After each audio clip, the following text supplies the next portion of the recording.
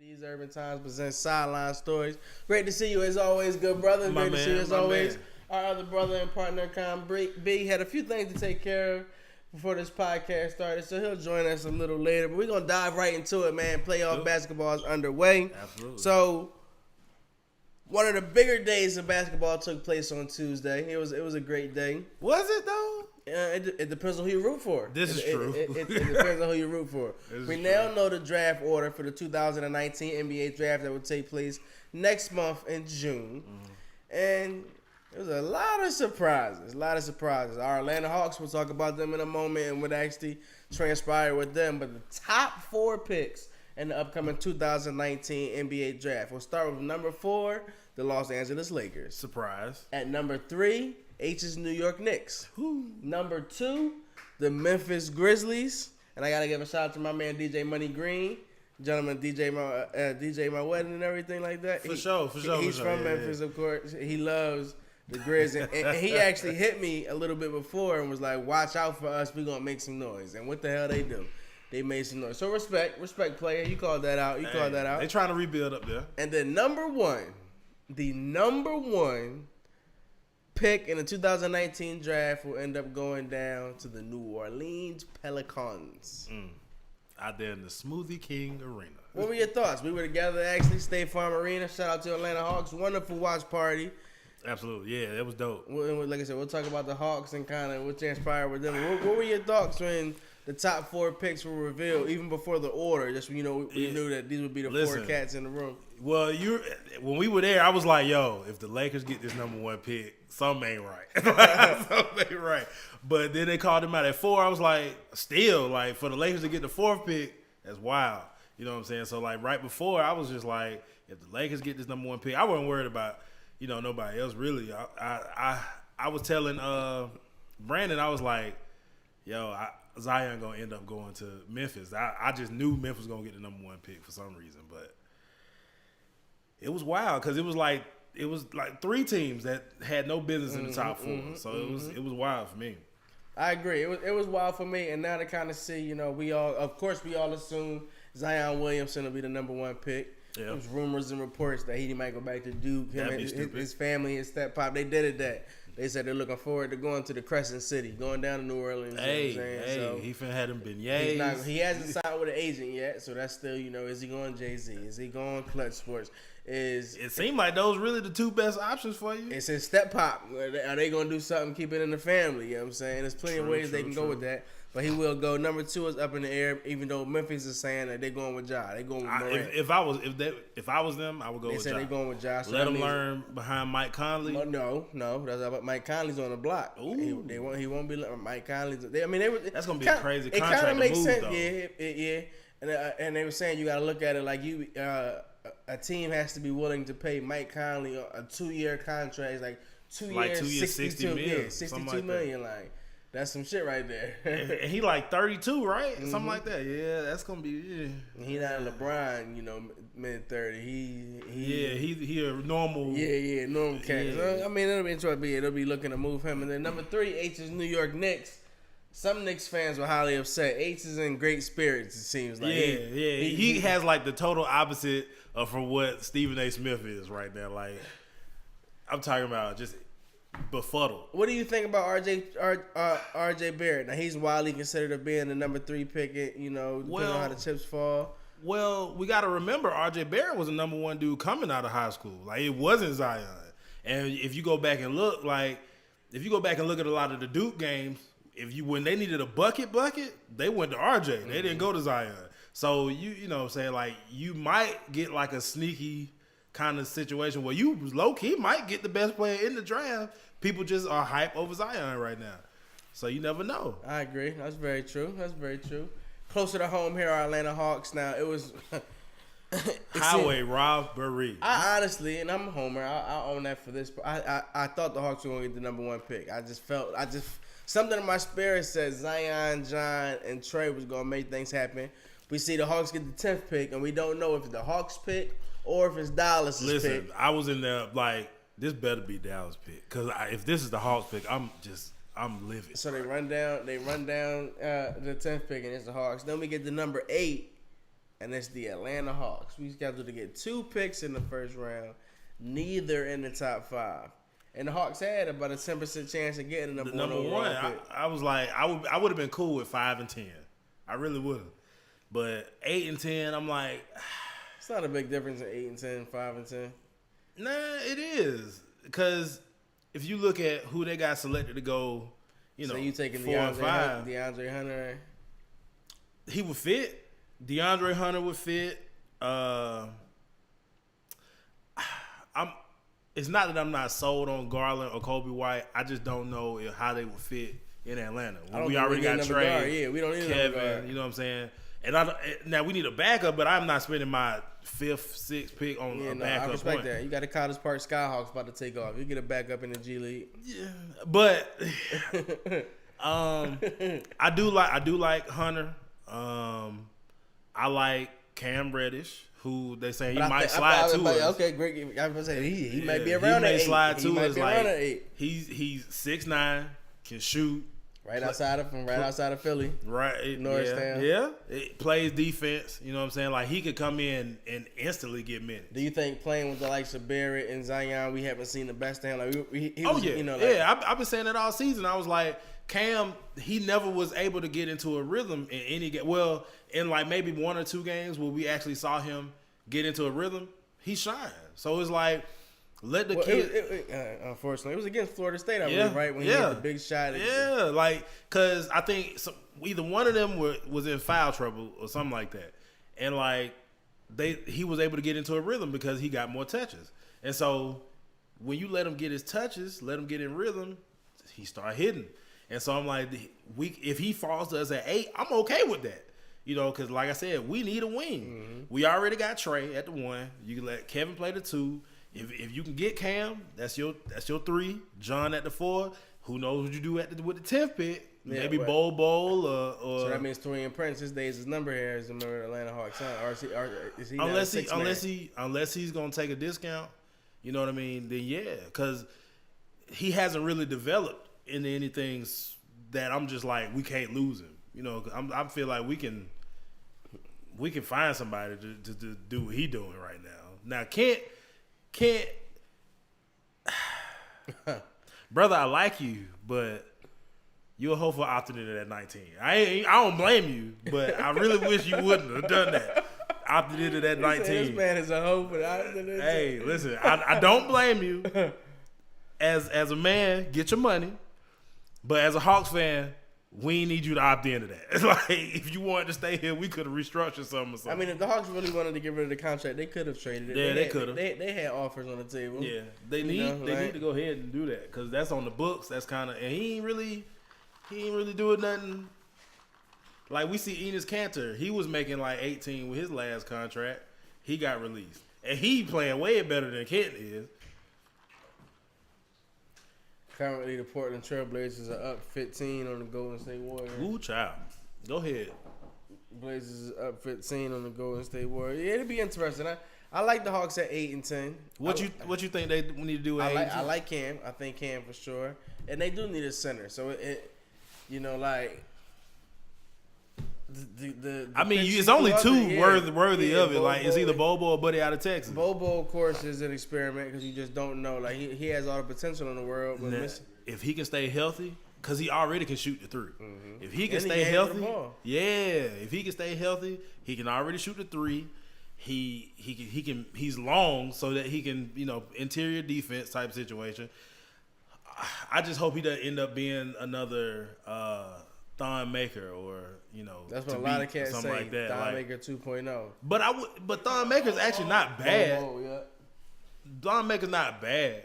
Like if he was here, he might not have had the right opportunity yet. I agree. He got talent. He ain't bad. We see Pascal shining out.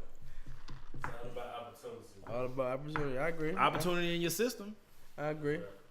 Speaking of systems, we all know about the processes that have been taking place in Philadelphia for the past few seasons. Well, they're processing right now. And they are. They're currently processing because they're home and they didn't advance. But this may be the best thing that happened for the young Sixers outside of the stables, Ben Simmons and Joel Embiid being drafted and coming to Philadelphia. Now, the process has been great for some. it's been horrible for others. You know, you have the likes who hate the NBA teams are tanking. Yeah. We do see though that Sam Hinkie's plan actually did work. We're gonna take a few years.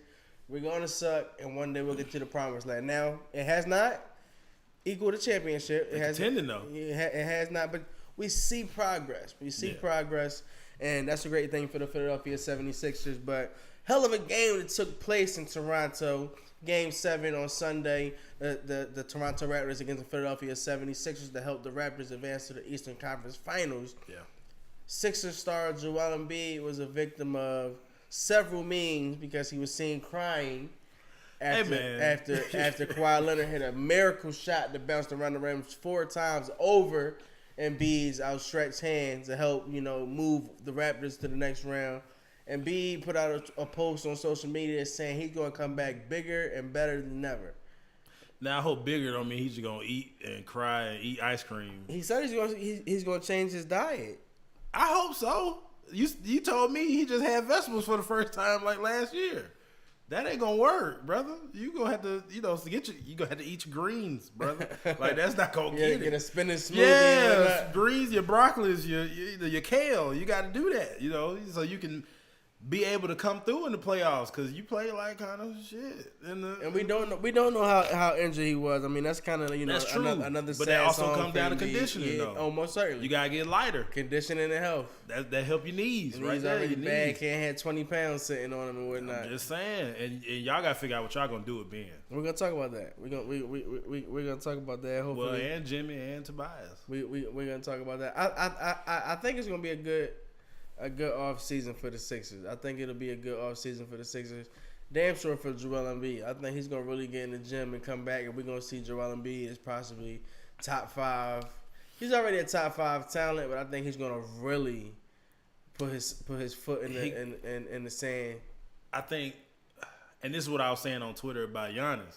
People were like, Giannis hasn't gone through anything yet. And I was like, yeah, because if he win a chip now, he probably ain't going to never get a jump shot. Giannis went through something. That man dad died. Once his dad died, his whole game changed. He started realizing he took it more serious. You know what I'm saying? Like, so that's why I think about Embiid. He done went through something now. He damn knows. Sure. He damn sure done went through something. He's seen what it's like and what it takes to win. He's seen the losses. The agony of defeat. The agony of defeat drives you. Sometimes you get more out of a loss than you do a win. So hopefully that's what it takes for him. Lessons can be the biggest lessons in life. Because I hope Ben quit on that play.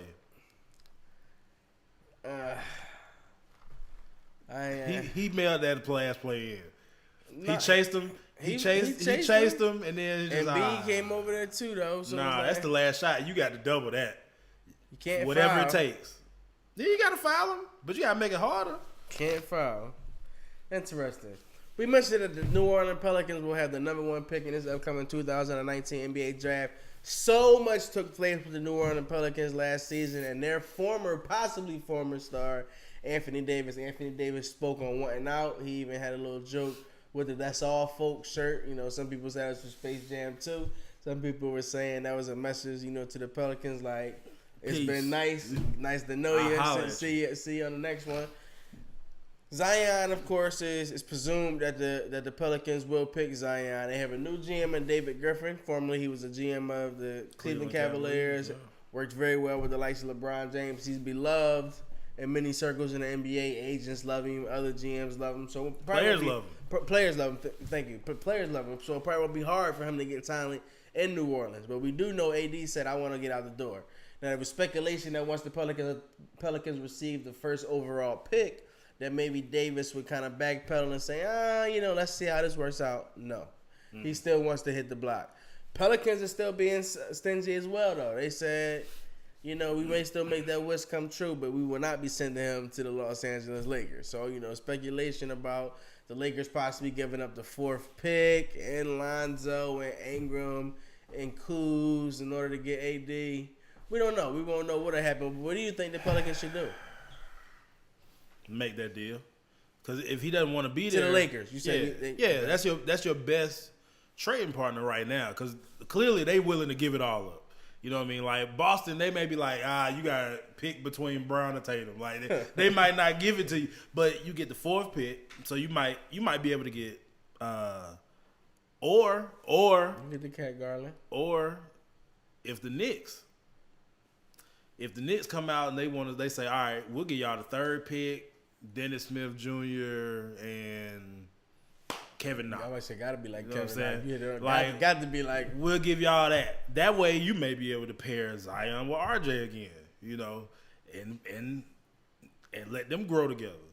Or you take that LA pick. That way you got Zion and maybe Garland. You still got Holiday. You got Kuz, Lonzo. Matter of fact, if you got Lonzo, you don't even need Garland. You can take somebody else. Mm-hmm. You know, so maybe Hunter or something like that. But you got a lot to play with. That's your best bet, honestly. If you're gonna do that, if he wants out, why are you trying to make him stay? Like, go ahead and get something for him because he's leaving. Yeah, he's out of here. He's leaving. Hasta la vista, baby. Yeah, get something for him while you can. Like, that'll jumpstart your whole process right there. You got B.I., Kuz, Lonzo, Zion, maybe Garland or Hunter or something like that. You already got Julius Randle. You already got Drew Holiday. Low key, you might mess around and get that 8th seed next year. With that kind of lineup, like, cause you just became deep right there, just off of flipping one guy. I like the coach. I like Alvin Gentry. I'm interested to see what David Griffin does out there because he is a hell of a GM. David Griffin, one of his best attributes was being able to keep people happy, keeping Kyrie, Bron happy. You notice, soon as David Griffin was gone, that's when Kyrie was like, all right, man, I gotta get up out of here. Like, he was able to keep, your stars happy. You keep Kevin Love, Bron, all these people happy. Everything like that. So he can grow with the players as well. You can keep Zion and whoever you take with the 4th or 3rd pick or whatever. Julius Randle may come back. You know what I'm saying? Like, Drew Holiday may be like, okay, cool, I'm down for this rebuild.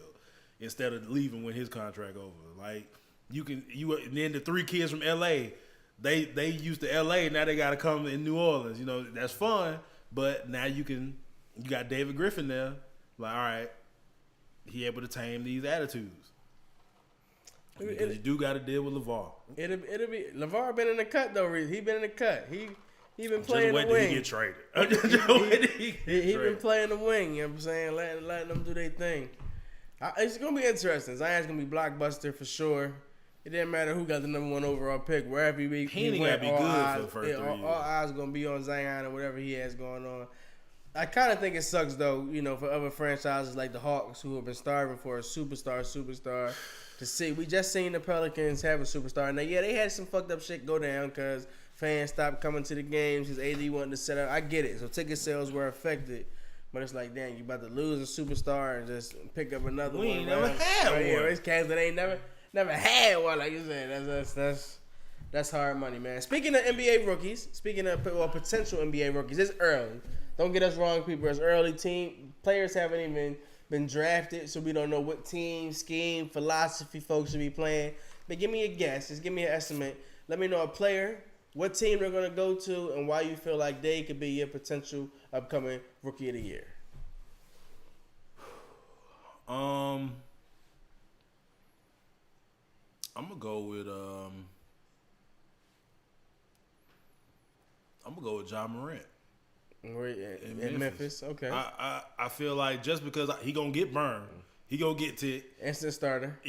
And they got something building down there too. And that's why I told y'all, like, I would take that Memphis head coach job over any of them because nobody gonna pay attention to you. After about 5 years, they gonna be like, "Oh damn, Memphis good. What's going on down there?" But you get to run the show. You already got what's Buddy from last year? They drafted. Jaren Jackson. Yeah, you already got Jaren Jackson. He looked like he gonna be something. Agreed. You learning under Mike Conley because they probably won't flip until like mid-season anyway at the trade deadline. They're gonna probably get him out of here by the draft. You think so? I think they're gonna at least try to. Well, they're gonna try, but once again, it's gonna be kind of hard moving that $30 million a year. They can find somebody like the Lakers. It's gonna be a desperate team out there. Yeah. After the first 2-3 days of free agency, the Knicks, the Lakers, who didn't land KD or Kyrie, they're gonna be in scramble mode, and they're gonna have that money to spend. They're gonna pick up the phone. What's up with Conley? But what you gonna give up to get him though? Hey, who knows? But just because that's the only person who I think I know where he going. Okay. Well, the top three, you know where they're going. But out of those three, I say, ja Morant. I'm gonna go RJ Barrett, and I think that he will be selected by the New York Knicks. Yeah. And I think that I do think the three of Dennis Smith Jr., Kevin Knox. I think because we still ain't seen Knox ain't showed nothing yet. He started to flourish, some of the Trae Young second half of the season. He started to learn and adjust to the NBA game. But I think that young cat's going to be dope. And I think the Knicks are going to get somebody in free agency.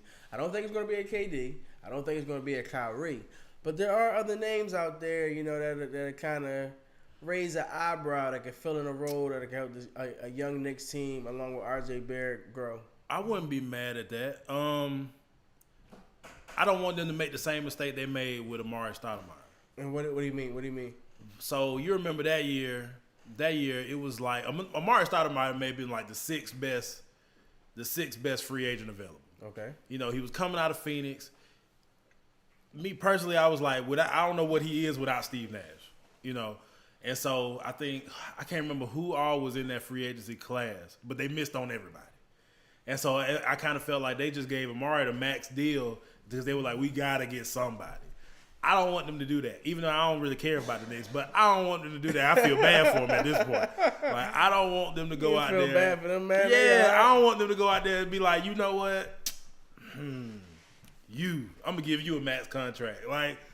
And because that's how you set your franchise back right there. Regardless of the fact, Knicks fans going to strap up their Timbos, put on their Carhartts and truck out there in the snow to Madison. It's gonna be a whole bunch of bubble coats in that arena. Ace gonna be out there. He's gonna be out there. He gonna be out there. Shorts, Timbs, and the bubble coat. We gonna win this chip. Exactly. Here we go. He talking that tomfoolery and whatnot. We gotta see what this roster look like. I'm sorry, because whoever the Lakers draft. Soon as he step off of that stage from talking to the commissioner, he gonna be the top 2 shooter on the team. So Kyrie going. What? Preferring the Lakers or the Knicks? Yeah, we know. It don't matter what he prefer. Gotta take his ass exactly. If I pick you, that's where you going. Shit, that's what it is. And then finally, NBA free agent period right around the corner. After the draft shapes out, what do you see any splashes still taking place? Like I said, I don't feel KD nor Kyrie will be going anywhere. I don't think Kawhi Leonard will be going anywhere. I think Jimmy Butler and Tobias Harris will be staying around. Kemba's a possibility. So I don't think it's going to be much movement this upcoming offseason. But what are your thoughts on it? Well, for me, it's 50-50. You never know with KD because he's an emotional creature. And we've seen that. So the Warriors and so you never know. It's like, honestly, I feel like it's either Warriors or Knicks. It's nowhere else. I don't think the Clippers is a realistic idea. I mean, they got the money for it, but I don't think that's where you're going.